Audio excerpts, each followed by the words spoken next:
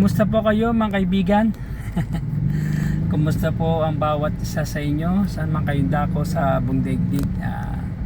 Lagi ko po kayo sinasama sa panalangin ko araw at gabi na pagkalooban kayo ng kalusugan ng Panginoon, magandang pangangatawan, at ang iyong hanap buhay, yung trabaho, yung pinegosyo ay kanyang gabayan at pagpapalain po kayo ng Diyos. Huwag po natin masyadong dibdibin ang mga naranasan natin sa buhay, mga problema. Kaya po relax lang po, relax lang. Huwag po tayong masyadong may high blood, kasi pag high blood, pag na high blood ka, hindi rin makakatulong po sa ating buhay, sa ating negosyo at trabaho ang high blood. Kaya po relax lang po. Kaya ngiti ka lang, makakaraos din mga kaibigan.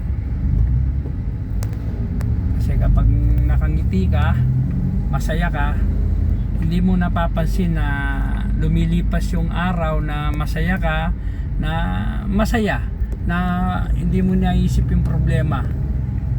Kasi kahit naisipin mo yan, madadagdagan lang yung yung alalahanin mo sa buhay. Tataas yung BP mo, magkakasakit ka, paano na yung kalusugan mo. Kaya relax lang po tayo mga kaibigan. Lagi pong paalala po yung relax sa bawat isa atin. Sige po mga kaibigan, God bless to all po sa inyong lahat. Bye bye po.